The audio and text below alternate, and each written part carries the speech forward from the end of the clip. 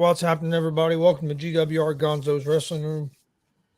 Monday, March 13th, 2023. I'm Chris Gonzalez, joined by Tony Gonzalez. How you doing? I'm doing pretty good. We're also joined by Marcus Fine. How's it going, Marcus? Doing all right. Doubt, I'll let you go ahead and Okay. start it and I'll check sound and do all that stuff. Okay, well, we'll go ahead and we'll start off with our recap of the weekly shows that happened here real quick.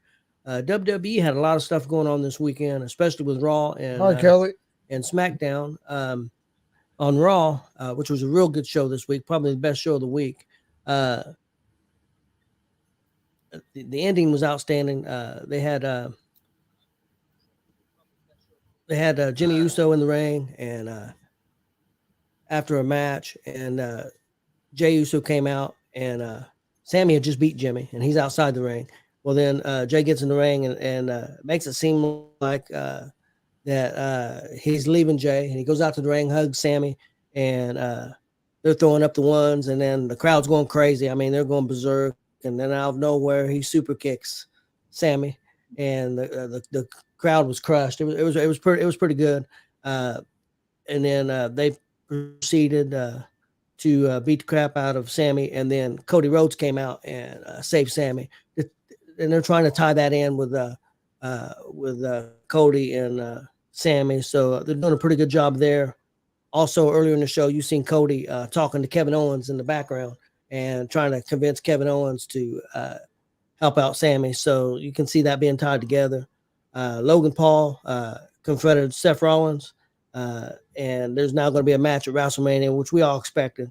We're doing a pretty good job with that. John Cena and Austin Theory had a confrontation, and now there's going to be a match at WrestleMania, which we expected. So they're starting to get everything put together for the WrestleMania.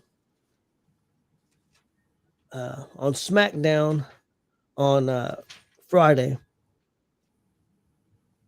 they had a fatal five-way with Drew McIntyre, Sheamus, Karrion Kross, LA Knight, and Xavier Woods to crown a contender for WrestleMania to go up against Gunther. Well, somehow there ended up being two referees out there, and Drew and Sheamus both pinned the guy. So there was a double pin. So it's coming up on SmackDown. They're going to have a match to decide who's going to go against him. They surprised everybody on the show with announcing that Rey Mysterio was going into the Hall of Fame.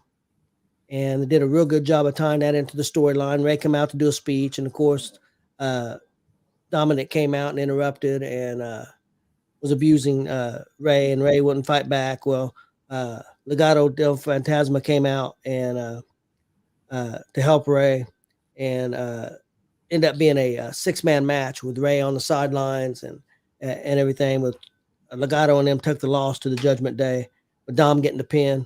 Well, then Dom asked Rey to get back in the ring, just them two, and he starts abusing him again. And there was another big kind of melee again. So definitely building for Dom and Rey at WrestleMania, I believe.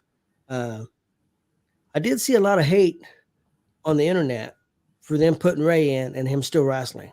And I don't understand that. Marcus, do you get that? It's always been a rule. I thought that if you was an active wrestler, you wasn't even considered. Well, Flair wrestled his last match. Well, supposedly 400 times. So I mean, supposedly it was his last match. And now, of course, Edge came back in his wrestling, but he did retire and was gone for 9 years. But and this may be Rey's last match. I think Rey's had a lot of health issues, a lot of injuries. So maybe they're going to end up announcing his last match. It could be. So I'm not sure it may be where it's if he loses to Dom, he's done. So who knows what the plans are. But that was pretty much SmackDown. NXT was a strong show this week. Nothing major happened. It was a good show. One other thing I wanted to touch on real quick before I forget, because it's on this paper. I didn't know if you've seen this or not, guys, but believe it or not, who would ever thought Florida Championship Wrestling from Florida is coming back. Ran by Kevin Sullivan, Gangrel, and Bill Alfonso. Are they going to be WWE training like they were? I don't think anything to do with WWE. They're starting a territory in Florida. And they'll do well. Florida's a hotbed. I've always heard Florida's a hotbed. They even said Goldberg was active in WWE and he was inducted. That's true. I kind of forgot about that. I mean, to me, it's not a big deal because he's going to get in. I mean, Yeah. everybody knows he's going to be a Hall of Famer. And, hey, that's one thing we forgot. I'll get it. Go ahead. What are you talking about? Oh, the light. Okay.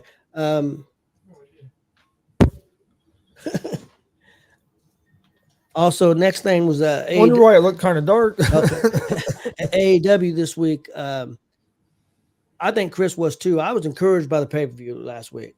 And then I watched AEW this week and my encouragement left. Wardlow won the belt on the pay-per-view. I thought, well, hey, man, they're finally going to do something with this guy. He was one of the hottest guys they had at one time. And he proceeded to lose the belt 3 days later. And I just don't get it. I don't understand. Now it looks like they're turning Moxley bad guy. I don't know if that's the right move or not. As popular as he is, I don't know if the fans will boo him. Anyway, the women's match. Just the women's thing that they're trying to do. They're redoing the NWO angle. They're spray painting people. Now they're calling themselves the Outcast instead of the Outsiders. I just don't like it. So they took a step back from me. Next, we was going to maybe go over our. Let's see. Mark Brinkman said that is great. Shows the strength of the overall business right now. The fans are the ones that win with them coming back to Florida. And he says, I really don't understand the hot and cold with Wardlow. I don't either, man. I thought they had the next big star with Wardlow. And it was a homegrown guy that they really homegrown, not somebody that came from another federation. I mean, he really homegrown, and what they're doing just don't make sense. Next, I was going to do our independent stuff. Marcus, if you wanted to do the shows that you went to this weekend. All right.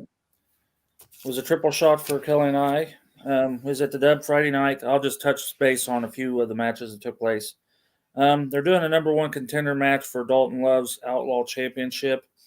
Luke Savage defeated Dutch Boy Platinum in the opener, and Hidari defeated J-Beef. So I'm guessing sometime down the line, Luke Savage and Hidari will be fighting each other for the Outlaw title, number one contendership. And then Dalton Love, and I was surprised they even made this a match, but Dalton Love defeated Tom Van Zant to retain his title. And you got heel versus heel, but when it was all over, Tom Van Zant grabbed the mic, shook Dalton's hand, says, "You're the champ, you're our champ." And I don't know if he passed the torch, but it was kind of it was a very well put speech that, here's the future.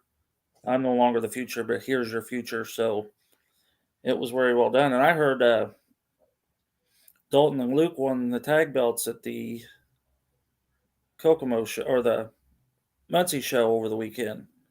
Really? IPW or whatever. So I think they're Savage Love is the tag champs for what is that, IPW or I knew they had won a belt in Michigan together here last weekend. Yeah, I saw a post I think earlier today with some belts. So I figured they might have won. I thought it might have been the Michigan belts because I thought that one tag team won the IPW. It could have been. I just seen them with belts and I knew they wrecked this weekend, so I'll have to look into that. But then we went to New Generation Wrestling in Burnettsville. TK0, which is the Hoosier champion, defeated Ricky Guns in his first singles match. I had to kind of agree. It looked like a chokehold. Ricky Guns submitted, but it looked like a chokehold. And okay, I just seen him with belts. I just assumed. So I guess I think that was the ones that they won last week. Yeah, I think that was one the weekend before. I think if I remember right, it was in Michigan. Yeah, it was in Michigan. Yep. Okay. So TK0 beat Ricky Guns by submission, but like I said, it looked like a chokehold. Shooting Shane's at ringside yelling it's a chokehold, so we don't know where that's going. Jesse and Buck defeated the Sanji brothers to retain the tag titles. And Jason Levi defeated Jackson Morgan in a very hard-hitting match. Those guys held nothing back. They were beating the daylights out of each other. And when it was all over, Jason Levi rolled out of the ring onto the floor. Morgan's still in the ring, and he's just sitting there. I mean, you could tell it just wore those guys out, and people are leaving, and those guys are just laying there. And I don't think it was part of the act. Wrong word, but it wasn't part of it. I think they really wore each other out. I mean, it was hard hitting bad. I mean, they were really beating on each other. And then Sunday, we went back over to Danville, Illinois for their first show of the year. Some of the matches over there, Jacques Kennedy defeated Cameron Saturn for the 0-1 Shining Light Championship. I'm guessing that's like a cruiserweight title. Both those guys are real skinny, so I'm guessing that's what that is. But then you had Austin Ryan and Devin Quinn. They defeated Stetson Winters and Tyler Scott. And then Kendall Fry defeated Aaron Atlas, and then they all got into it at the end. So next month it's going to be 3-on-3. Let's see. Friday night they had probably 3/4 full. Bernardsville, Poffo said there was 100. I'm thinking there was more than 100. There was a bunch of people there.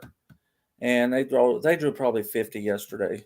Okay. So with all the with everything going on, what was your match of the weekend that you seen? Well, I would have to say Jason Levi and Jackson Morgan, because those guys are just beating the hell out of each other. I imagine. I mean, they were.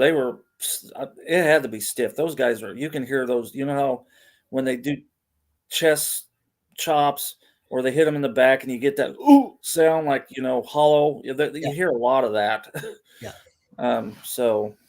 Well, Jackson's physical anyway, and Levi can definitely be physical. So that don't surprise me, man. Yeah, those guys. It was fantastic. So. And that's the 3 shows we went to very well. I think I heard you correct. Well, I don't know if he was counting Sunday or not, but did you say you've been to 15 shows already? Let's see. Yesterday was 17. 17, okay. Because 14, when you was talking 15, 16, 17, yeah. 17 was yesterday. Yep. Oh yeah. I watched your Shooting with Shane. And we knew we was only going to. We didn't even scratch the surface. Yeah. I think it's going to be actually. Shane says 3-parter. I can't see it in a 3-parter. I could see it taking place over the summer, and we'll just hit venues that we're at. I think that's where we're going. That we're going to be live on. Here we are here. Here we are here. So, but yeah, 17 shows this year, and it was a good. We got a lot to hit. Yeah. Well, I got one. I don't want to be mean. I got one little criticism. The sound. Well, you know why the sound? It's because there's so many people coming in. Because I think they got lost coming over. I could be wrong. I'm gonna try to do it earlier.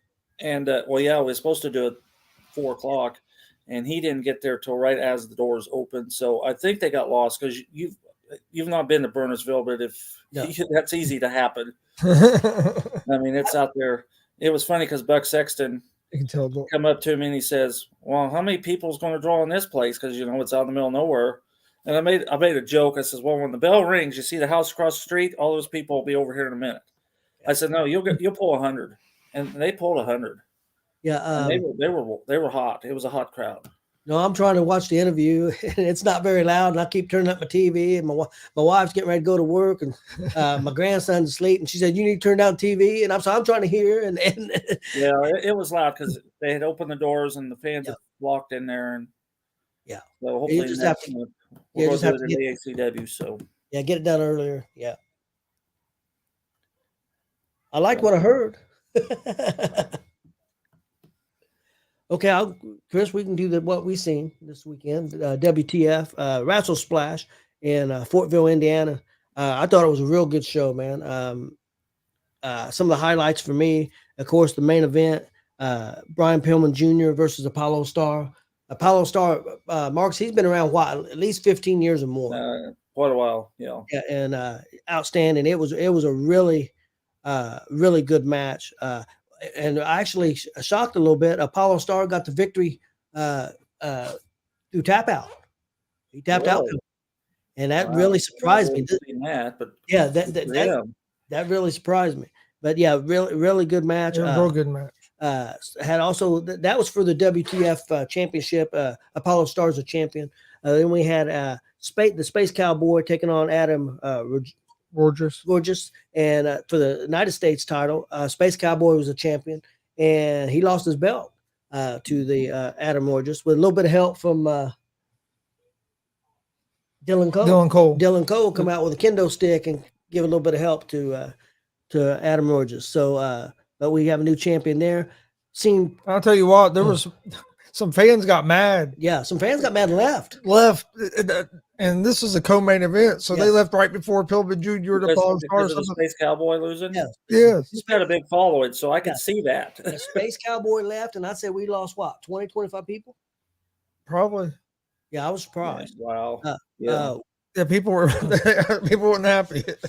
Marks, I've seen one of the best women's matches I've seen at an independent show.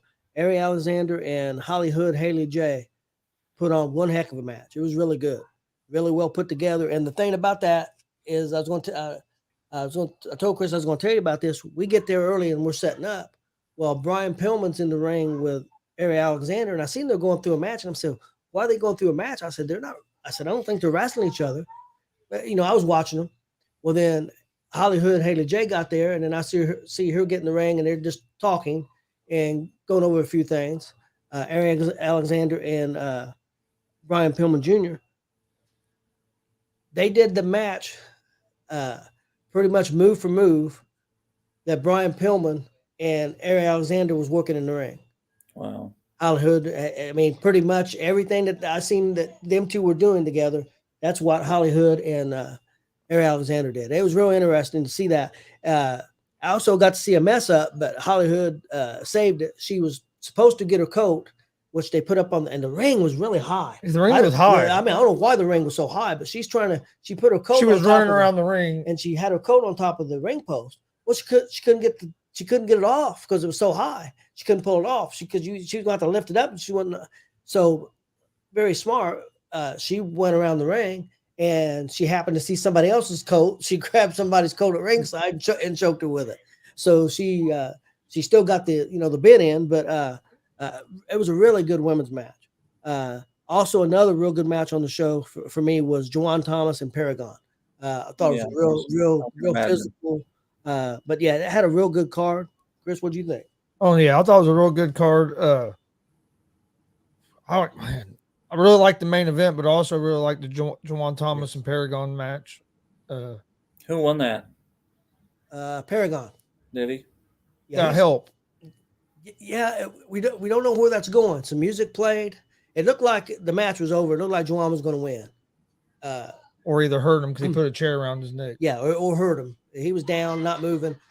Music plays. Don't know whose music it was. Juwan turns around and music plays for a while, and it gives Paragon enough time to recover and hit his finishing move on Juwan Thomas, but nobody ever came out. So yeah, I don't see that happened with Luke Savage and Dutch Boy Platinum, because Dutch Boy and Rachel Armstrong are feuding, I guess, now. Yep. And her music played, and it's like, well, if anybody had been watching Facebook, they know she's not here. Yeah. Yep, she did.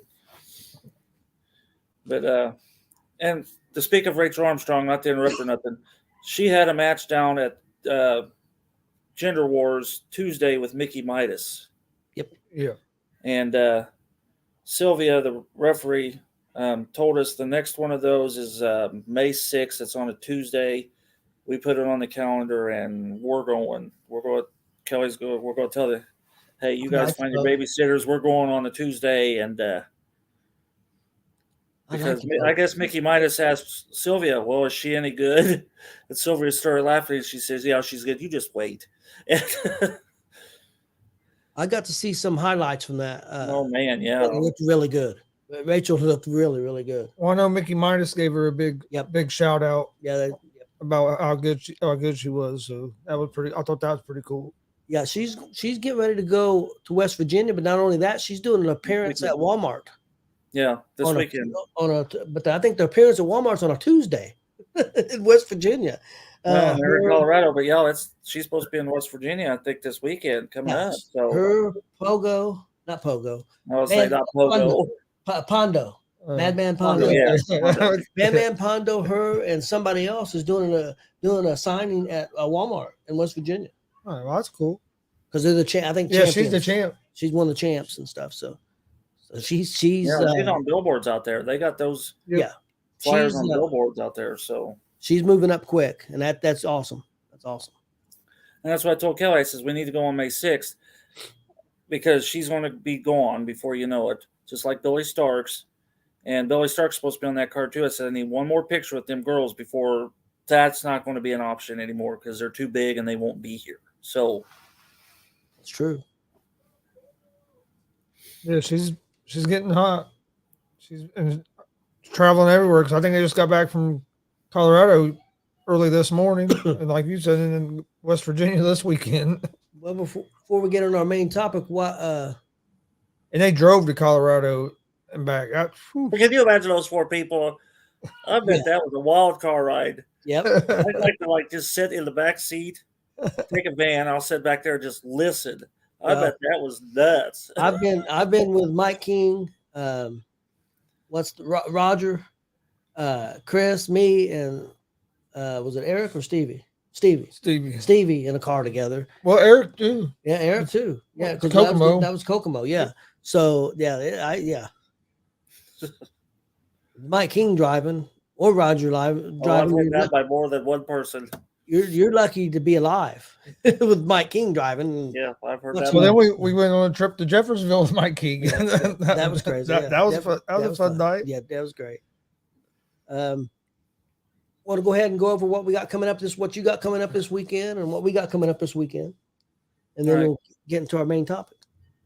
Friday we'll be at the Dub, and Saturday we'll be at Traditional Championship Wrestling in Jeffersonville. And I don't think there's any Sundays shows this weekend, so it'll just be the 2. Okay. Well, we're going to be at help me out, Chris. Shelbyville. New Era Wrestling. Yeah, we're going to be at New Era. Shelbyville, Indiana. Yep. Should be a Saturday. Doors open at 6, bell times at 7. And I did see the main event. It's going to be left around left. Braden Lee. Yeah, Braden Lee's on it. Lee against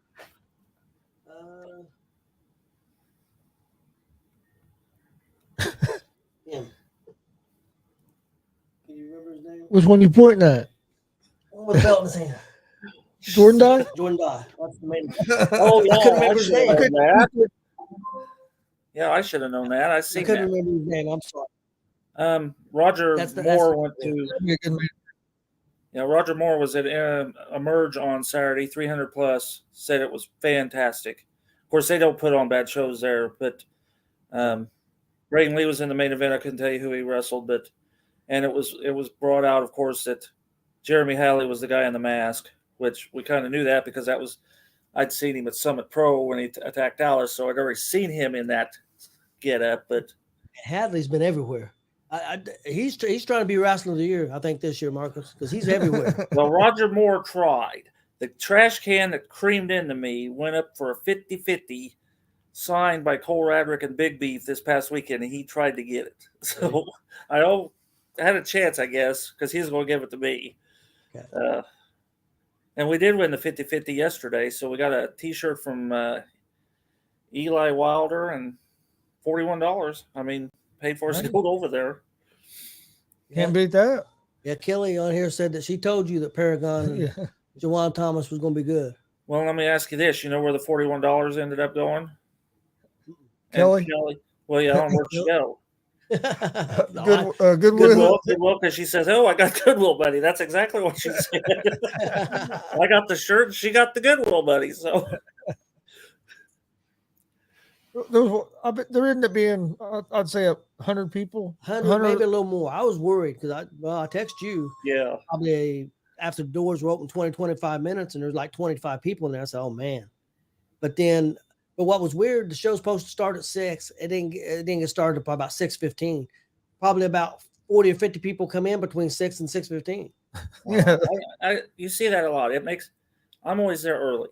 I always want to be there when the doors open because I want to get good seats. I just want to be there anyway. Yeah. I can't see paying to get into a show unless I double shot it and I'm coming in at intermission or something. But if I'm going to be at a show, I want to see the whole show. I mean, I don't want to see part of the show. Yeah. And even though Space Cowboy lost, and there's been stuff that pissed me off over the years, I've not got up and left. But yeah, maybe they were just there to see Space Cowboy and they was going to leave. I mean, I don't know. Well, he's got a big following. The last couple times we've been there twice, and he's like the Dirty Birds. He's got his own little section over there. Right, he lives in Florida now, but he's from Indiana, I believe, so he's got a pretty big following here. But he pretty much wrestles just at WTF. I think we've seen him at Jeffersonville one time too. But Yep. So, well, get into our main topic, Marcus. What you want to go first? Well, I can. What do you want me to start with? Which way? However you want to start. All right, let's see. I got we'll do the ones that were like here today, gone tomorrow. Okay. And I got a lot of these off the internet. Some I pulled off the top of my head. Okay. Some of them didn't make sense because they had Adrian Adonis in that list. Like, okay, who put that list together? Because that makes no sense. And there was another one I was on there, and it's like, no, come on. It's like somebody needs to go back a few years. But Corporal Kirshner, yep. basically, I think was brought in to take on Nikolai Volkov in the Saturday night main events. I think that's about the only time you ever seen Corporal Kirshner. And my dad always brings up Outback Jack because I don't know if you remember him, he was of course he was an Australian, and they hyped him for 6 to 8 weeks, and he was only there for a month, if that. Yeah. But if you look, and I do have a few of them, there is Outback Jack trading cards out there. So he was there long enough to get the trading card made of him. He wasn't on TV, but he was there for a while because I actually seen him in a couple of house shows. I think that's all he done. Yeah, he didn't make it on TV, so they just used him as a hand on the house shows to lose matches. Basically, yeah. You remember the Berserker? Yep. The thing I remember about the Berserker, I don't think it was it's probably a Monday Night Raw. It might have been a Saturday night's main event. He stabbed that sword into the apron of stabbed the ring basically. Nails. Yep. Remember Nails? Yep. Okay, now I have Waylon Mercy. He's in the wrong category because that ended up being Dan Spivey. That was one of those. Oh, that Dan Spivey was also Nails. Was he? Okay, well, that may be why they're here together. Because you see this. I wrote a lot of stuff out here. Yeah. It's been a busy weekend with everything going on. So, and he also had another character after that. Let's see if you remember Waylon Mercy. Yeah, that's what I had. Waylon Mercy and Nails. And then Dan Spivey was on there. Yeah. Yeah, he was all those guys. And actually, Bray Wyatt, the original Bray Wyatt, that's where he got that character from, was Waylon Mercy. So I guess it kind of worked. It just didn't work for him. He was kind of like the original Mick Foley, a guy that had multiple different characters. He didn't have them all at the same time. Okay. Yeah, he'd been so many characters over the years. Like, so them were just all the different gimmicks that he done. Yeah, okay. But there's more than that. Remember I told you he was part of that American Starship Eagle with Starship Eagle. Yeah, with Scott Hall, and he. I've got this written down somewhere. I forget where he was Eagle.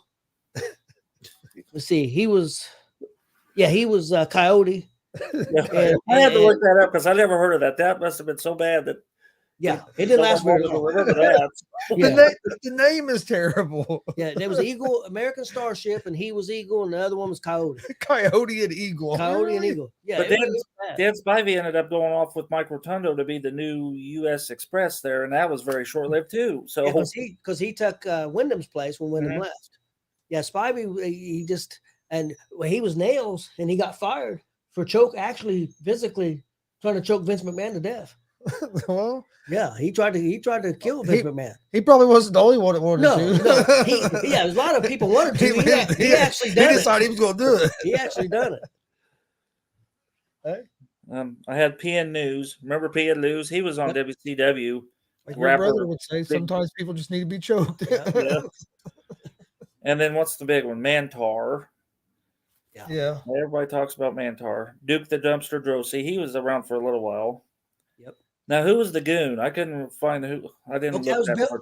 Wild Bill Irwin. That's right. Remember Wild Bill Irwin? Well, that goes down to the other one then, because the Irwins were a big tag team in the AWA. Yep. So, so that was one of those here. You're a has-been. Use this stupid gimmick. So, and then Glacier, the Yeti. Do you remember who the Yeti was? That wasn't another Kevin Nash crap, was it? I don't know who was in the Yeti outfit, but I remember the Yeti. And then Bastion Booger. He was also Friar Ferguson.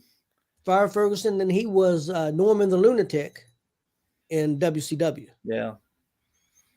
And none of them worked. Nope. No, he had more success as Norman the Lunatic than he probably did the other two. Right. So that's who I had gone here today, gone tomorrow. Did you have any in that list? Yeah. That I didn't? Yeah, kind of. Well, I had Damien Demento too. I must have skipped that one, but I forgot about Damien Demento. That's a good one. Here's what I've got here. What about like Val Venus? Did he do any other things besides being? I think he was just Val Venus. He had another name before he got to WWE, but I really didn't know much about him. I pulled something off of called GameSpot, and it was the worst gimmicks. Let's see what you guys think. Number 15 had Disco Inferno. Yeah, that's on another one because he ended up being Glenn Gilberti or something like that. It's on Disco Inferno. Had 14 Mordecai, which was okay. Well, now let me make a little funny statement about Disco Inferno. If you ever see Kenneth James, he was Disco Stu briefly. Okay. Wore the same get-up like John Travolta did. And he goes, all I want to do is dance. And it didn't last very long. So if you ever see him, harass him about that. So he's one of them will get on the show. So we'll have to ask him about that. Okay, well, if you do, then I will ask you that question. Okay. Number 14, they had Mordecai, which was Kevin Thorne. Yeah, he's local. You know what he does now? He's a realtor in Indianapolis. Yep. Had 13. See if you remember this because it wasn't very long. 7, which was Dustin Rhodes. Yeah, I have 7 on here too. Of course, Isaac Yankem, which was Kane, of course. And I got to see a lot of that last night with Isaac Yankem on the. Yeah, we got back to the motel and I flipped the TV on and they were just in and it's like, shoot. It was good. It was good. Well, I saw it. I go back and watch it all.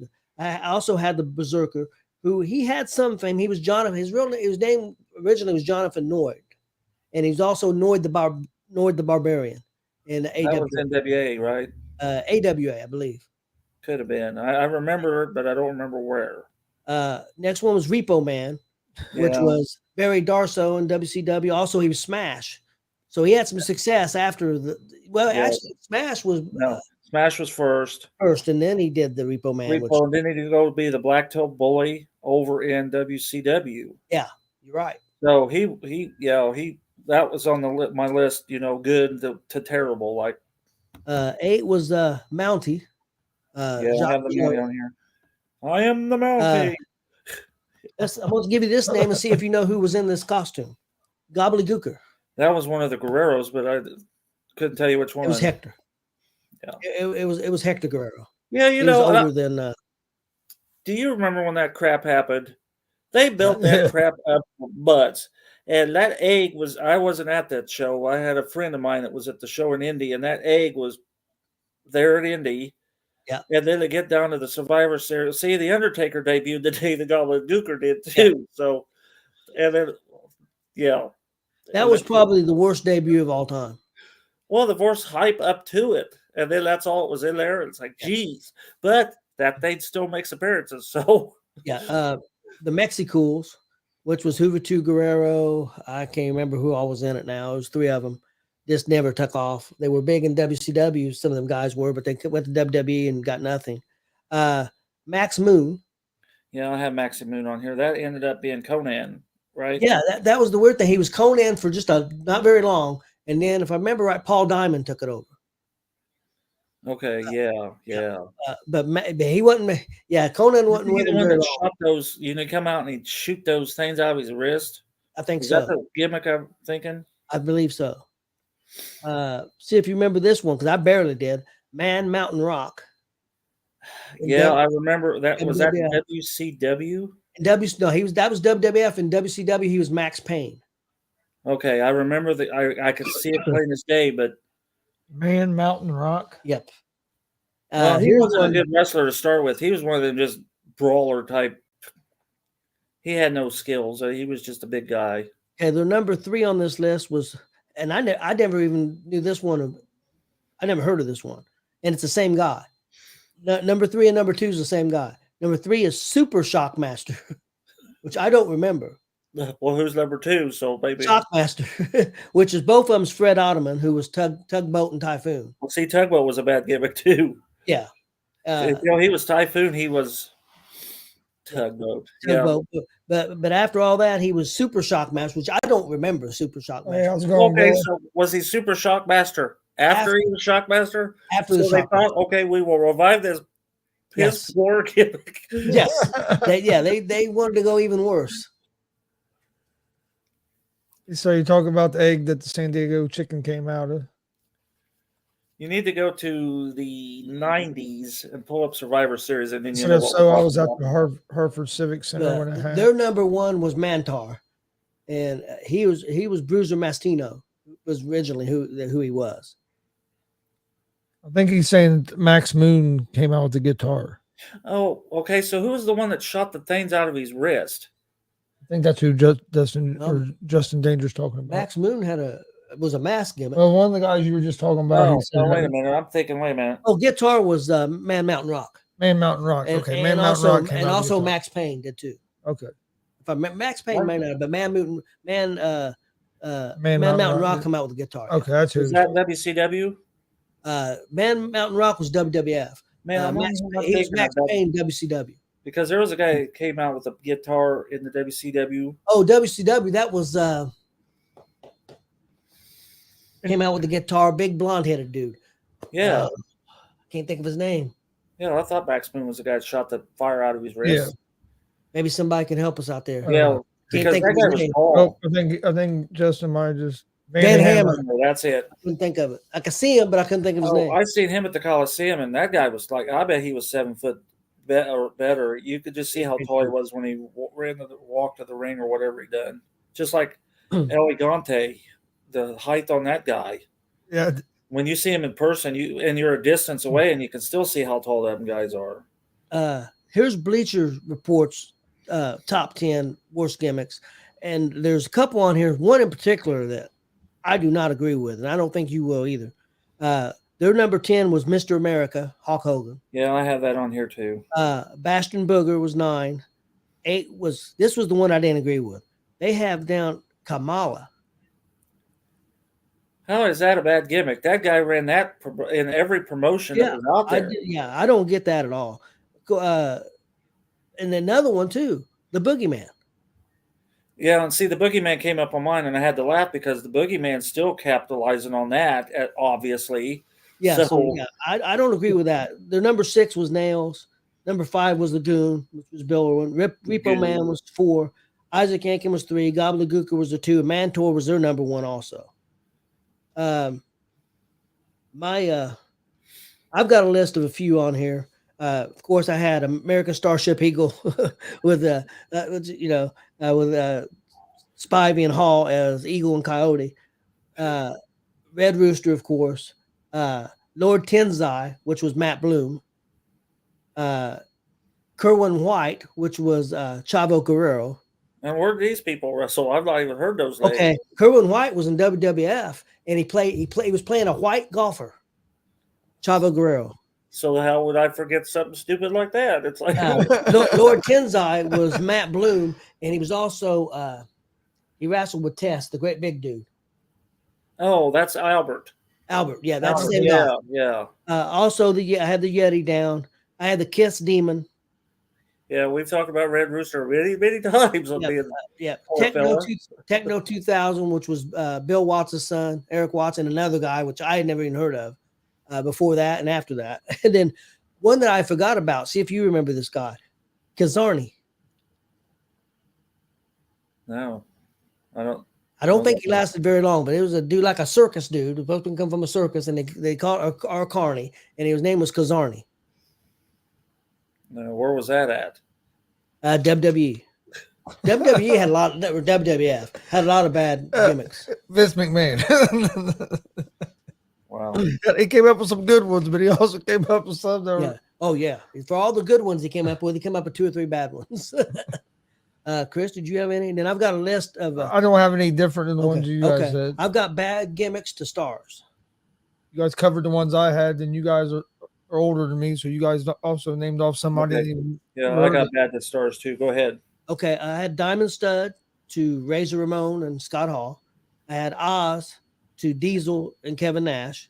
Don't forget Vinny Vegas. He was that guy too. Vinny Vegas too. Yeah, I forgot about that. I had Festus to Luke Gallows. Max Moon to Conan, which because he was Max Moon like 91, so he went on to be Conan and WCW and other places. Dustin, I don't know if it was a bad gimmick, but he wasn't going nowhere. No. So I don't want to say it's bad. Dustin Rhodes can't be a gimmick if that's who you are, I guess. But that's true. But he wasn't going to make it as Dustin Rhodes. No, he couldn't because of his dad. Yeah. This was one I never heard of. He was in WWE before ECW, and I didn't know this. He was, I guess it's pronounced Xanta Claus, Xanta Claus. It must not have been very long in WWF. That's Balls Mahoney. And I had no idea. Of course, fake Isaac Yankem and fake Diesel to Kane. And when you do watch that last night, it was really interesting. They talk about the Isaac Yankem, and he just said he got down and he had a match with, I believe it was the Undertaker, and Undertaker got on to him and said, "Look, man, if you want to be here, you got to act like you want to be here." He said, "I know this is a terrible gimmick, but you gotta brain it every day. You can't, you just can't quit braining it." He said things. The Xanta Claus was just a one Raw. I think it may have been, and then he, but yeah, and then he got to be fake Diesel, and even though the fake Diesel didn't work, a lot of people on there said that it wasn't because of Kane being fake Diesel, because he said he was doing everything that he needed to do. They just said the guy who was playing Scott Hall was terrible. Yeah, I agree. And so, and he said it really gave him confidence. He said being fake Diesel in the ring is really what got him up to the next level where he could be ready to. He said he at least proved to himself he belonged there, is what Kane said last night. Next one was Mortis to Chris Canyon. Nikki Spirit, which Nikki from the Spirit Squad to Dolph. I didn't write any of the Spirit Squad people down, but yeah, that was one. It was Dolph Ziggler. So that's the people I had down to.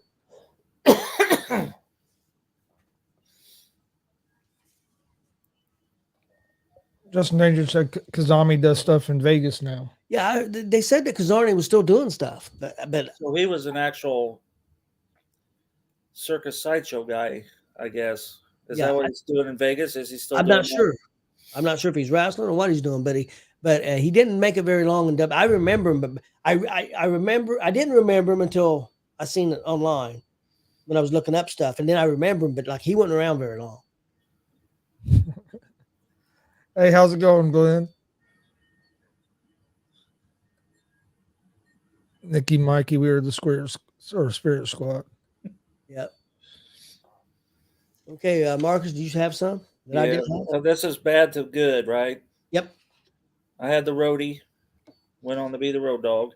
And then if you think about it, I don't know if you can call the Smoking Guns, you had Billy, which I guess worked because they were tag team belts. But do you remember when Honky Tonk Man took over Billy and he was Rockabilly for a while?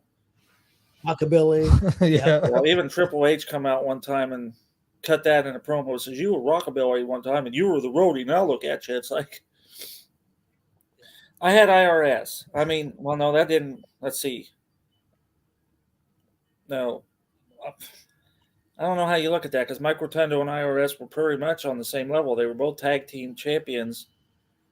IRS was tag team champion. So was Mike Rotundo. So take that for however. Remember he was in WCW as Michael Wall Street? See, now that was bad, but that went the other direction because Yeah. he was with Miss York, who was remember was who- it that Dustin remember- Rhodes' wife? Yep. What was her name? Oh, Terry. wasn't it? Terry Runnels, but then she had I forget what she was with Goldust right now. I'm old, guys. I can't remember what was. Well, now I knew it until you said that. Marlena. Marlena, Yeah, yeah. Marlena. Well, you remember who else was in that group of? Thomas Rich. Yep. Richard Morton. Ricky Morton was Richard Morton. Yeah. Thank God those guys got out of that because then they went back to being themselves. So Yeah. Oh yeah. Sparky Plug to Hardcore Holly. Yeah. Now, I've never been a fan of Hardcore Holly or Sparky Plug, and especially once I found out that Bob Holly's an ass in general. So yeah. G.I.Bro. Remember him? G.W.R. Booker T. Booker T. Yeah, he was G.I. I was Bro. gonna say I remember the name, but I couldn't. Yep. Okay, then of course you have Blade Runner Rock. Yep. And Blade Runner Flash, and they went on to be Warrior and Sting. Yep. Then I had Prototype. You remember that's still actually kind of recent, really. Yeah, John Cena. Yeah, and then Levitron was Batista. Yep. Johnny Polo. Yep. Raven. Right. Yeah, 1, 2, 3 Kid's another one. That's a good one. That didn't make the list. I'm surprised it didn't. Yep. 1, 2, 3 Kid. Yep. Lord Humongous. And before he got to be 1, 2, 3 Kid, he was in a federation. I think it was called GWF. Smoky Mountain. I thought it was Smoky Mountain. He was in another one. It was on ESPN. I think it was called GWF, and he was the Lightning Kid. Yeah, okay, but yeah, I remember that because when he actually started in WWE, he had the light bolts. He still had them. Still had the light bolts, but they were calling him 1, 2, 3 Kid. Yeah. You remember Lord Humongous? Yeah, that was Sid, wasn't it? Yeah, he wore the hockey mask. Yep. Aldo Montoya. Yeah, that was. I don't remember how it went. Was he? That may have been the other way because it was just incredible. Yeah, it's just incredible, and then he went to Aldo Montoya, right? Or was it the other way? I think you're right. I think he went from Credible to Montoya, but I'm not 100% sure on that. Then I had Papa Shango and Kama because then he went on to be Road Dogg. You mean what now? No, not Road Dogg. Road Papa Shango and Kama went on to be the Godfather. See, I had Road Dogg over here at this side. So like, wait a minute. Yeah, I was gonna say, wait a minute. I didn't outline right. I just wrote it on here and just kept reading across. So like, wait a minute, because I know Marcus knows that. Yeah. I think that's all I have on that mess. He says Aldo to Credible. Aldo to Credible. Oh, okay. So he was the bad gimmick first. I couldn't remember. Do you remember him in ECW? He teamed with Lance Storm. Yeah, Don Reeves are managers. Yeah, the Impact players. Yeah. Oh my! Hurricane Helms, was he bigger as Hurricane Helms, or he was before bigger? that? He was bigger as Hurricane Helms than he was. That's I mean, he had some success as cruiserweight in WCW, but Justin Danger is on here. I think he can verify this story. Sugar Shane Helms was in Marion at the old theater, and then he showed up on Monday Night Raw the following Monday as the Hurricane. Okay. Jason Maples used to go by the Hurricane, or what he did at that time too. Yeah. And if I understood what Jason told me, then this has been years ago, that Jason actually got a settlement from WWE because they took the Hurricane from him. Huh. Now, Justin Danger maybe be able to back that up because Justin Danger was more into that part. So if I'm wrong, or if it was just a story, or he said all true. He said all true. Okay. Because I thought it was funny because it's like I called Jason the very next day. I said, "Hey, did you see Raw last night? Because Shane came out as the Hurricane." He said, "Yeah, and I wasn't fucking happy about it." And yeah, he ended up getting 5 digits, if I remember right. He $25,000 or something like that to buy the name off of him, or buy the use of the name. Well, by Sugar Shane Helms and 3 Count in WCW. Yeah, I've seen 2 of those guys in person now because Shannon Moore this past summer. Yep. And he was one I had just because I thought he was bigger as hurricane than Yeah, what he was yeah. before. And Stone Cold, I mean, he was pretty big because he was big in Texas, and then he went to a whole nother level. Oh yeah, compared to levels, yeah. I mean, yeah, he went from a star to a mega star. Well, yeah, because he was when he was one of the Hollywood Blondes. I mean, they were very popular. But could you imagine Bischoff having the nerve to tell him that he would never make it? Yeah, yeah. Make it big. Jason told me that one 2 years ago. That since Shane McMahon was in the business, they didn't want, and Helms didn't want to be Gregory Helms because that sounds kind of dorky. But you remember Gregory Helms ended up playing a reporter there for a while too. Yep. And he said, "Who was the third three?" I don't remember. I knew it was Shannon Moore, Sugar Shane Helms. Is that the third member? I'm not sure. Oh, I don't think. I think he was that. Might have been. Oh, maybe. Okay. I don't remember who the third member was. I don't either. I've got a guy pictured in my mind, but I can't think of his name. I'll tell you another story. Justin can back this one up too. Some weird wacko lady found out that Sugar Shane Helms was going to be at the EWF arena and called up Jason Maples and said she was one of these sugar babes or something like that. And came in, paid to come in to be a sugar babe. And Jason told Shane Helms that, hey, I got one of your sugar babes. He's like, you got one of my what?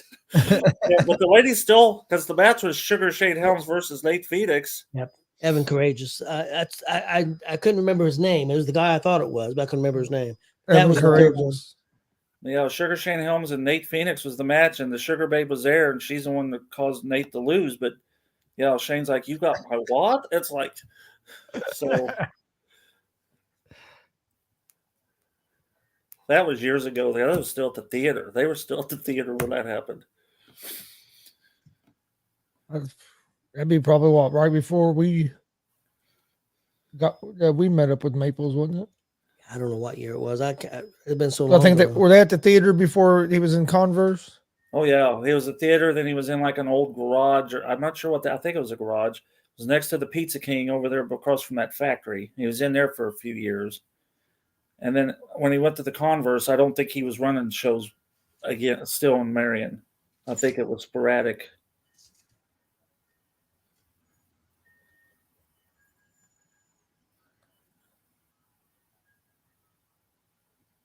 Got hung on top rope by him. I remember he had Sugar Shane twice, or twice that I can remember.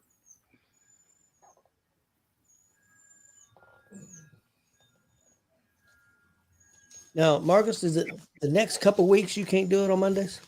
It'll be the Monday after the Hall of Fame because we'll be in Kentucky. Okay, you'll be okay for next week then? Yeah.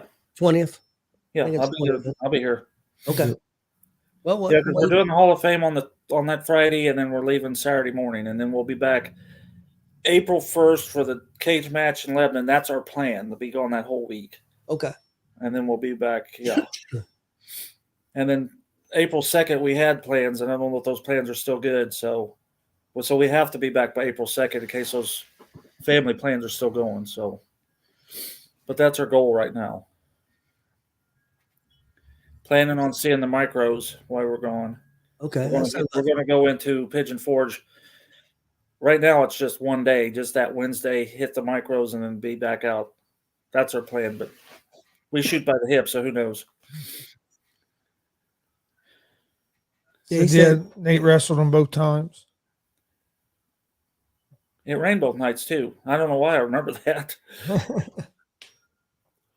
I think it's because they came in soaked and wet both times, and the girls were all like, because Sugar Shane Helms and the wet hair and all that. I think that's why I remember it rained both nights, but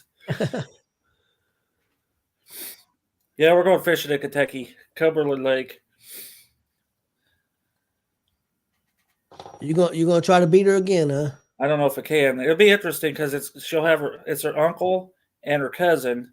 And they're big fishermen too, so I probably don't have a snowball's chance in hell at all. But they like to eat their fish, and so I'll eat whatever's caught this time. So even if I don't catch, I'm still winning because. What's your favorite fish to eat? I like catfish. I like perch. Um, They're really one I don't. Now I'm allergic to like shellfish and shrimp and stuff, Okay. but fish, I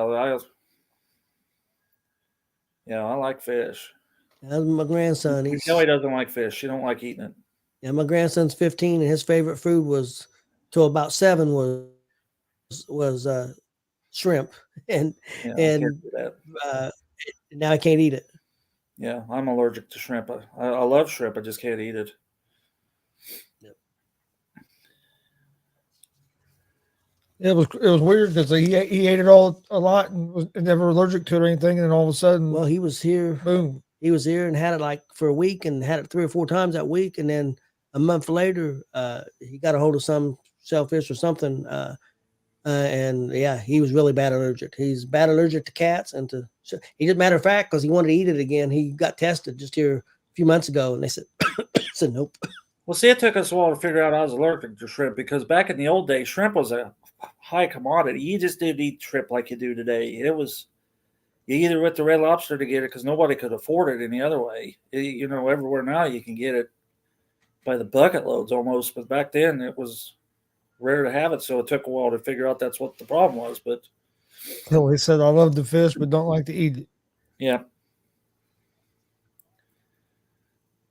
Yeah, I think that's why those fish go to her line because they're afraid I'm going to dress them out and eat them, and they know she won't. So Yeah. I'll use that. That's my new excuse.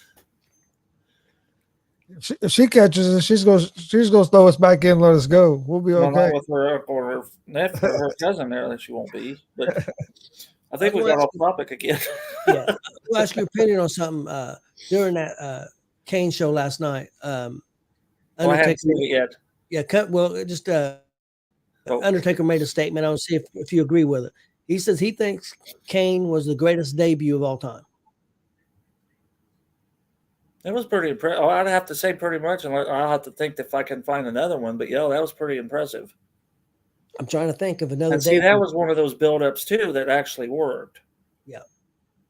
Yeah, and they talked about that too, about how it lived up to the build-up. It wasn't a big build-up, and then just disappointment. Yeah, see, then they did them crazy things. Remember the blood test to prove that Paul Bearer was his dad? Yeah. And Kate's just sitting there with that needle on his arm, and Paul Bearer's doing his because it's a needle. But then the Katie Vick crap. Yeah, they did some bad. The first hour of the show was real good, and then there was 30 minutes. It was good, but I already seen it. There was a lot about the one thing that was interesting was the Inferno match. They went into it a lot, and it was real interesting stuff I'd never heard. But now some of the other stuff I'd heard, and then the last 20 minutes was some new stuff. And all the interview with his wife was good because you never heard from his wife. When we was down in Kentucky last year, it was an election month, and we went through Memphis or Knoxville, and you could see all the political things. I says, well, evidently the mayor's not up because I was waiting to find Glenn Jacobs for mayor, and I was going to steal a yard sign out of somebody's yard, but either the mayor wasn't up or everybody done beat me down there to it. I don't know. We'd get a thing from Kelly, so we won't be going no more wrestling shows. Why? Because Marcus is dead. He tried to steal somebody's sign out of the yard in Kentucky. Tennessee, he got shot. Knoxville, yeah. I don't think I'd be trying to steal anything in Kentucky. Well, Tennessee, Kentucky, either one. Be. Oh wow! Yeah, but that one last night was really good. I thought China was pretty good too. I watched it. Good. It was sad, but it was good. Oh, yeah, it got very sad there at the end. Yep. But that's the way it was most addicts. I mean, you say, well, why didn't they let you help him? But it seems the same old story. A lot of them that has that problem. They can't let you help them or won't let you help them for whatever reason.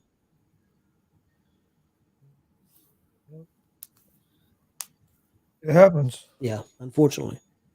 But they went into they talked about when he first went to said they give him a limo to WWF and there's Vince and he said, "Are you scared to go to the dentist?" And he said, "No." And he said, "Well, you're gonna be Isaac Yankem." And he said, EDS, yep. "Oh God." he like, man, this is the worst day of my life. He said I left there, and he said I just hated it. And he said I hated, he said it was awful. I can imagine. I mean, I you get all the way up there, and that's what they got for you. It's like, oh Lord. Yeah, and wasn't that Jerry Lawler's personal dentist? Is that how they introduced him? Yeah, they brought him in because remember they talked about that. They brought him in because Lawler had just lost kiss your foot match to Bret Hart, and he had to kiss Bret Hart's foot because he lost the match. I don't know if you remember that or not. Yeah, I vaguely know. And then they show him at the dentist office because he wanted to get his mouth looked at, and out comes Isaac Yankem. And he brings in Isaac Yankem to take care of Bret Hart. So that was the. I didn't say it was good. I'm just telling you what they did. Yeah, I remember. I'm reliving it in my head now. It's like, yeah, I did that then too. It's like, you got to remember, most geniuses are also crazy. So Vince is genius, but he's also very crazy. So, like I said, for every one good thing he came up with about 3 bad things. Oh man! But then they came. They was looking for somebody to be the enemy of the Undertaker, and they came up with this idea of Kane, and they went to the Undertaker and said, "We've got this idea," and they said, "Well, who are you going to bring in for this?" And they told him who, and he said, "Yeah." He said, "Oh yeah, because they'd already worked together somewhere else." Yeah. So he, well, he had matches. He had that terrible match with him as Isaac Yankem, and but then he also seen him as a Diesel, and he said he was the fake Diesel, and he said he was carrying himself very well. And they showed a lot of his moveset and stuff. He was doing the stuff because he was so muscular looking. He may have been, I hate to say this, he might have been a better Diesel than the other one. Did you ever see? There used to be a show on TV called well, they did a round table. Either G.W.R. was running it or Gene Okerlund. Legends of Wrestling. Did you see that where Kevin Nash was talking about that him and Scott Hall made an extra $400,000 a year because they thought because JR had mentioned that Diesel and Razor Ramon was going to be on Monday Night Raw. Yep. And they said, we'll give you $400,000 more a year. And they signed the thing. And they said, now you're standing right there. And what had happened, because they said they wasn't going anywhere, they're watching Raw, and there those clowns are on Raw. Yep. They already signed the contract. And well, see, they had in the contract every time a new guy came in, they got to bump up. So, they were encouraging guys from WWE, hey, come on over and get signed, because every time they come over and got signed, they got a raise. And they just kept making more money and didn't want to work. So, and they wonder why they went out of business.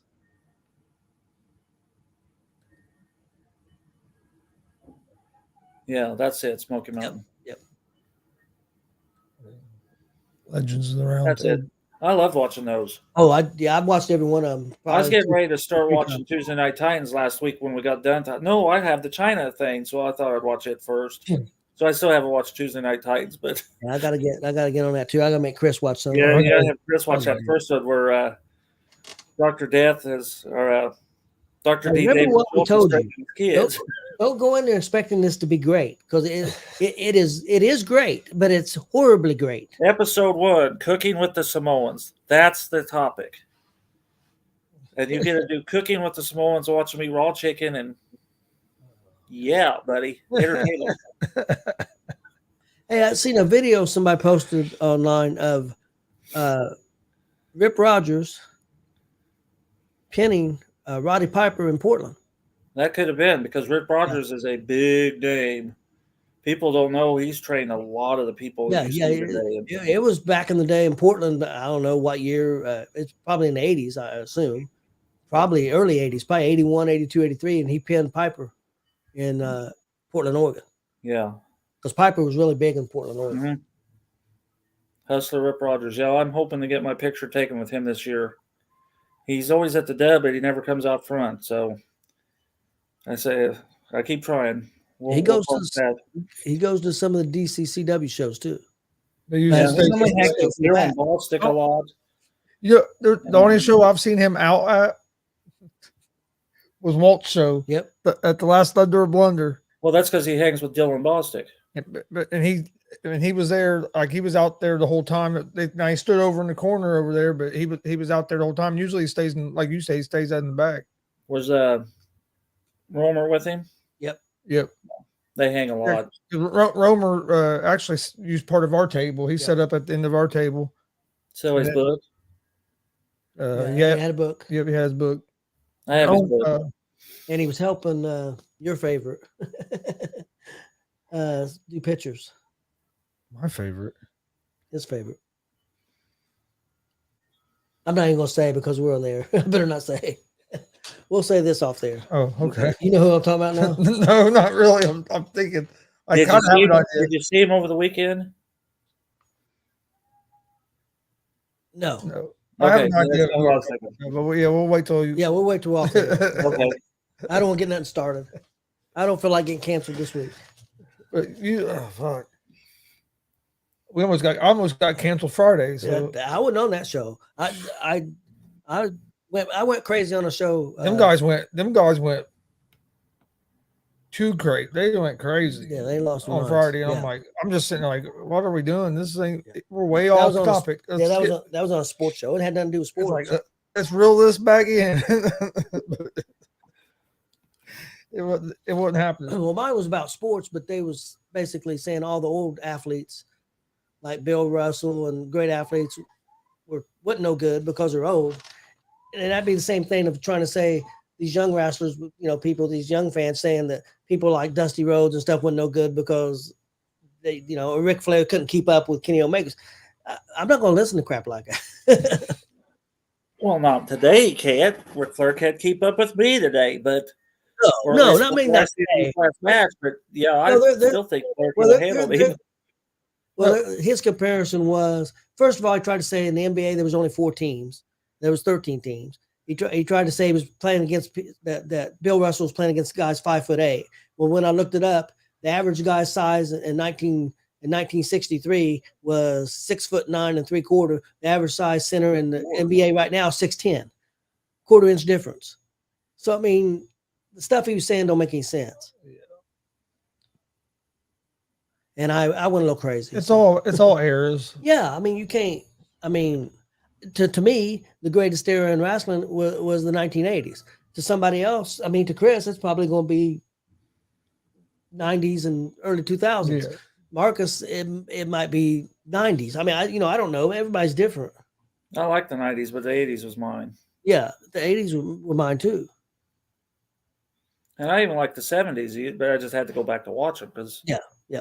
Well, I mean, I like the 70s too, but I'd have to go back and watch the 70s. The 70s was really old school. It was just pretty much a lot of punching, kicking. Yeah, a lot of it. I mean, there were some really good wrestlers too, but and a finishing hold was a finishing hold back then. It wasn't. Well, it was in the 80s too. I mean, not now.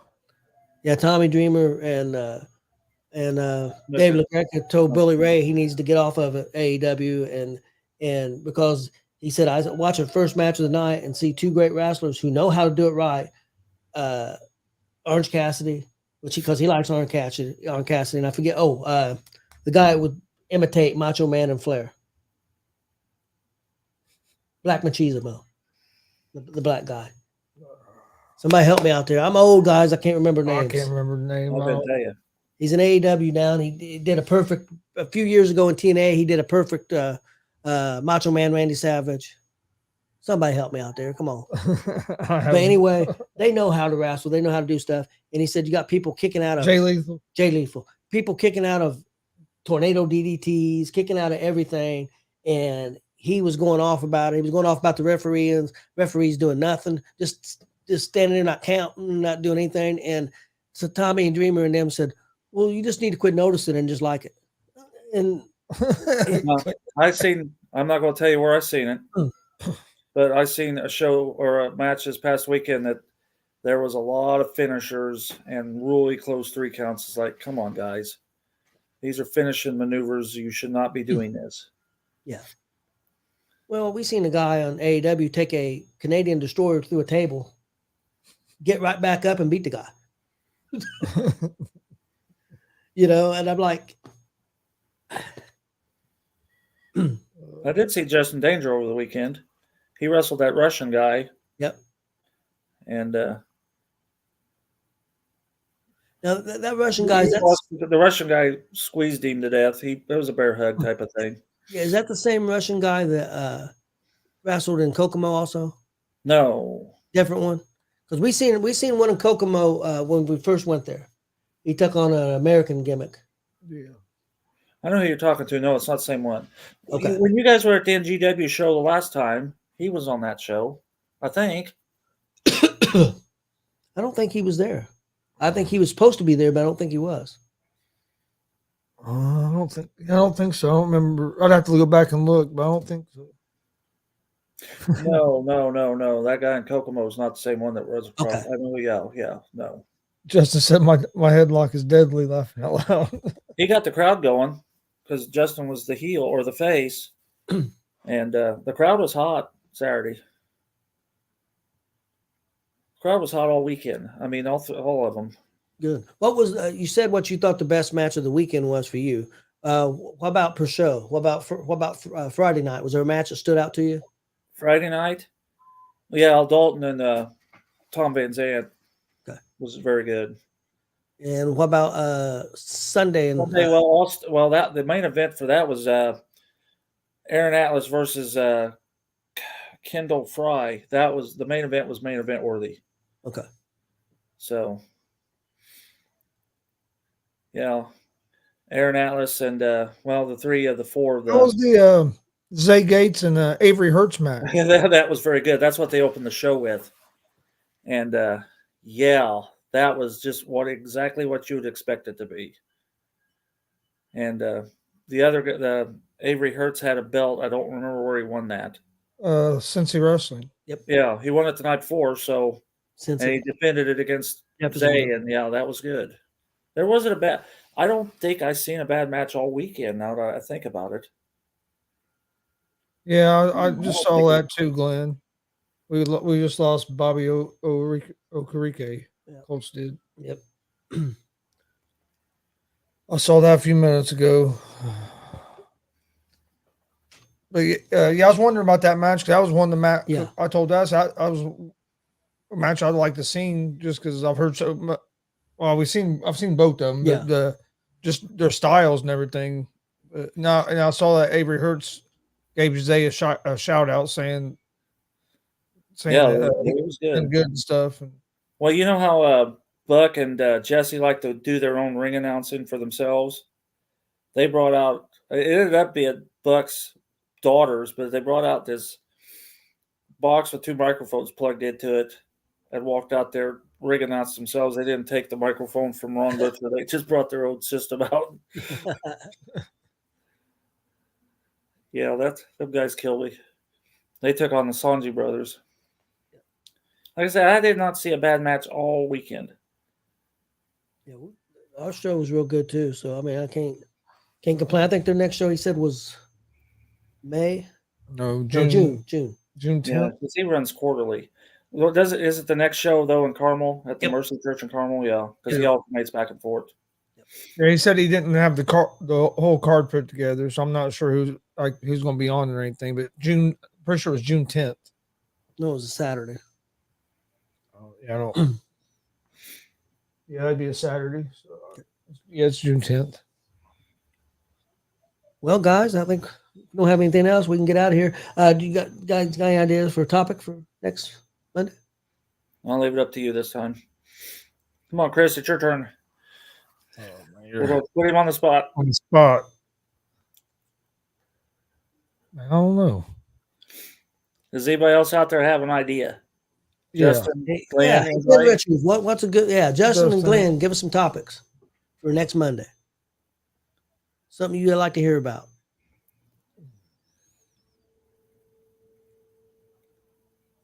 Not everybody. And Glenn, since you're the man of all sports, it's got to be wrestling related. So I enjoyed your interview, Glenn, but I'll have to tell you once you guys straight off the wrestling, it's not my team. Billy Buss misses crazy manager. They could do one on managers. That'd be one of the topics. And if somebody else gives us another topic, Yeah, we'll need a couple. we'll do wrestling managers. Okay, who did that?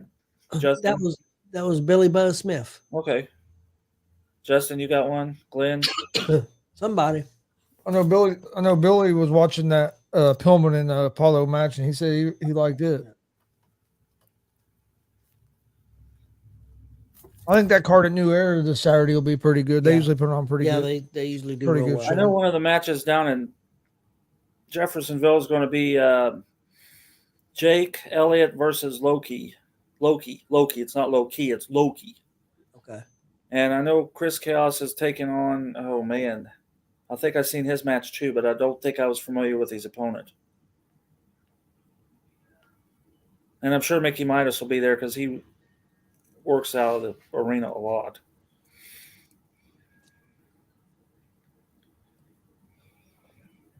I have to go back and do you know what he's referring to? Because I'm old. About the ECW 98 heat wave incident. Not right offhand, but I sure find out. Give us a hint there, Glenn. Remember, Glenn, I'm old and I've slept a couple times. Some days I barely know my own name, Glenn. See, now that's before I started watching ECW. I didn't start watching ECW until like 2000 and Dudley Boys Nuclear Heat with a crowd. I tell you what, won't we do? Let's do let's do managers, and then let's do ECW. Let's do crazy moments in ECW, greatest moments in ECW. Just anything that stands out to us. Best pay-per-views that we like the best. Let's do ECW. All right. I didn't watch too many ECW pay-per-views, but I watched it when they finally got their TV deal. Yeah, it was on Friday nights. I watched a lot of it. Go back. Did you ever watch the very first ECW pay-per-view? Is that the one that Shane Douglas took the belt and changed it from Eastern to Extreme? No, I don't think that was the main pay-per-view. Where they got mainstream. That's where Tommy Dreamer went through like a bunch of tables. Yeah, choke slammed them off like the platform. I'll do some watching this. They're all on the. Have you ever watched that special? It's real good. It's 10 years later or whatever. Tommy Dreamer, all them guys get back together like a round table type deal and talk ECW. It's on the network. I think you'd really like it, Marcus. Find okay, it. I have seen the 50 most oh my god moments. Yeah, ECW oh my god moments. But it's Paul Heyman, all them guys up there. Bully Ray, Tommy Dreamer. I think you've seen it. Oh wow, I didn't know that was there. Or I'd be watching that. Yeah, it's real good. I've seen it a couple. It's real good. It's on the network. I've watched it a couple times. Yeah, once I started watching ECW, I fell in love with that. Oh yeah, we did too. Yeah, Glenn, table for three, but that's not what I'm talking about on this one. This was like a special ECW. Yeah, it was just about ECW. The history of ECW or something. I forget what it was called, but I'm sure you'll be able to find it. Yeah. And it's really good. We're bringing up Mass Transit, but because that's an ECW scar, the Mass Transit guy. Yeah. There was somebody else that was on that there too. Tommy Dreamer, Paul Heyman, of course, Bully Ray. I can't remember the other ones, but there was quite a few. It was really good. Sandman, maybe. I'm trying to think who the main ones was. I don't think Sandman was part of that. Taz. Well, there you go. Yeah. Oh, Raven's part of MLW right now. He's managing a group in MLW. Really? Yep. Have you seen? Well, I guess you have seen him. He looks kind of bad, but yeah. Speaking of the MLW, real quick before we leave, they're in a big fight with WWE again. I guess they got that deal with Reels. Well, Reels just signed a deal last week or last couple of weeks with Peacock to show all their shows on real shows on Peacock, like that live PD show, which is real popular. But Peacock will not allow, because it's in the contract with WWE and the WWE network, no other wrestling shows can show on Peacock. Oh yeah, I think I've heard that. So Reels cannot show MLW, and MLW's mad. But that's not unusual for somebody to have an exclusive, Right. And now they're mad. Now they're suing Of course they are. WWE. They're Of going to course they lose. are. They're going to lose that. They're going to lose. I mean, I think I'd be saving my money for things you can do and be successful, not stuff you're going to lose. Right. Of course, I've seen people encourage him. The little guy's got to stand up to the big guy. Well, yeah, the little guy's going to lose a bunch of money and be he's in the going to worst stand place. up all right. He just ain't going to win. But yeah, I mean, fight battles you can win. Because that's why a lot of people lose their lawsuits is because they run out of money, and the guy basically it's like poker. Who has the most money is the one's going to win. It's like, Yep. Well, you ready to get out of here? Yeah, whenever you are. Yep, let's get out of here, and I'll go watch Monday Night Raw. Go watch Monday Night Raw. Well, do you have any final thoughts or anything? No, I'm good to go. Again, we're going to do EC next Monday, ECW, and greatest, craziest, just memorable managers. Yeah, and I can go back a little further on that one too. Oh yeah, I can hit some Dick the Bruiser stuff and oh yeah, the Grand Wizard and some of those guys and Eddie Creechman. and Was there a couple different Creechmans, or was they the same? I remember Saul Creechman. I remember Eddie Creechman. Well, Saul Creechman is Scott Romer. Okay, But so Eddie was Creechman, the original. yeah, and that's probably how the name come about, the Creechman name. I'm guessing. I put some online. Somebody posted. I don't know if you've seen it. I shared it. It was in Texas. I forget what state. Now it was In Texas, though. If it was Texas, right? Yeah, I mean, I said state. I forget. I meant what city. Sorry about that. But yeah, it'd be in Texas. If it's in Texas, yeah. Again, I told you I'm old. Anyway, that's all right. I've had a long weekend. We've been going since Friday, so trust me, I know all about it. The main event was Andre the Giant against the original Sheik. It was 1979, if I remember right, and it was like a Super Bowl of wrestling. It was called something like that, and that was the main event. And it also had the Von Erichs, two of the Von Erichs against I forget what tag team. I think it was against the Funk Brothers. The Funk Brothers against Kevin and David. I think it was 79. I have a feeling it had to be a while back because Andre's been gone 30 years. I think I have seen that. Okay. May have been San Antonio, but I can't remember. But I shared it. Somebody posted it, and I shared it. Because I like old stuff like that. Well, yeah, especially when you got names like that on it. Yeah. Well, that just, I'm sure I know they wrestled each other probably many times, but I never had seen before the Sheik and Andre. Bruiser brought Andre in a few times in the Indy, took on Ox Baker, and I thought it was, it looks like Baron Von Raschke, but it's like Baron Von Crump. They kind of had the same look. Have you ever seen Ox Baker? I met Ox Baker. Nice man. Basher brought him in one time. He was in a movie. One time I remembered. What was that movie he was in? I like to hurt people. Baker was in a movie, a big movie with Kurt Russell. Something. Of course, maybe somebody out there can help me. Not me. But he was in there. But his big move was the heart punch. Heart punch. And he was like 6'8", 6'9". He's a big man. I think he was. I met him. He was a very nice fella. If I remember right, I think he came from football. I think he came from the NFL. I wouldn't doubt it. He was huge. Remember right. Basher had had a limo, and he had an autograph signing at the Kmart on Washington Street, right off the interstate. Pulled up there in the limo. They've been to Wendy's. It was funny because they get out there, all throw the Wendy's trash, the garbage. And he had an autograph signing at Kmart there on Washington Street. Me and my son went down and seen him. Had a cookbook. I have his cookbook here somewhere. Escape from New York. Escape from New York was the movie with Kurt Russell, and one of the big main heels in that movie was Ox Baker. Well, let me look that up. Have you ever heard of I Like to Hurt People? It wasn't really a movie though. It was just kind of a bunch of. Yeah, I've heard of that. I don't remember. I kind of remember. Escape from New York. Yep. And is that like a B movie? I would imagine. I actually think it did pretty well at the box office. It's not one you'll see on like Mystery Science Theater 3000 or something. No, it was on. Back in the day, it was on HBO, and all right, I'll have to look that up. I actually think I can't remember if I went to the theaters or I seen it on HBO. I may have went to the theaters with your Uncle Richard. Me and him used to go. What see year are you looking at? Ooh. Was you a kid or young man? Or do you have? I was young. I would say it was. I'm gonna give you a kind of a long range. I'm gonna say 78 to 83. Okay. I'll have to look that up. And it could have been 85, but it's either late 70s or early 80s. I think.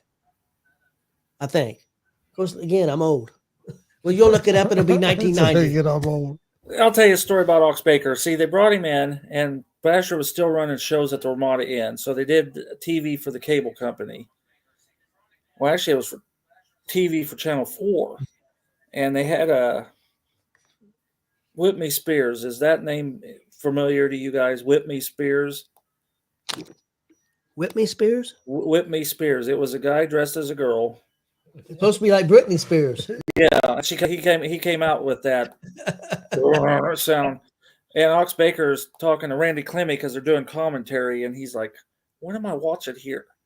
Is that girl really wrestling that guy?" And then Randy had to say, "No, that's the first time they actually said that, he's a cross-dresser." Uh-huh. They always kept that secret. Yeah. But to keep Ox from freaking out that here's this man, because he, Ox Baker's old school. Old school. You just don't do that. And he had to, while they were on air, do some damage control to keep things from getting bad. Basically, had to explain to him what was going on. So I imagine it'd been the same thing if you'd had Bruiser on there. So yeah, I have that on tape somewhere. Again, VHS. If I could get to all those and get with D Rose, because D Rose does VHS to DVD, then I'll get some of that research, because I got a lot of WCW stuff from when it was on TV, and it's just buried right now. But all right, well, everybody, we'll get out of here for tonight, and everybody have a good night. Yeah, we'll be back next Monday at 6:30. Don't forget Wednesday, Tommy Gage at 6:30, and then on Thursday, Blake Money Wright at 6:30. he was at Emerge on Saturday too, I was told. I don't know who he took on. I mean, I had pictures because Roger sent them to me. I don't remember who he wrestled, but he stole the show, or his portion of the show anyway. So, and then on Saturday, we'll be in Shelbyville, Indiana for New Era.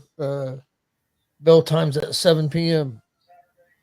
But please hit that subscribe button on YouTube at Gonzo'S Sports Room and at the All Sports All Plays Network. Like and follow on Facebook, Twitch, Twitter, Instagram. I think we're like 5 followers from being over 1,000 on Facebook. So hit that like and follow button. And then don't forget, tonight we got our sports show, GSR Gonzo Sports Room at 11. Thanks for joining us. We'll see you guys next Monday.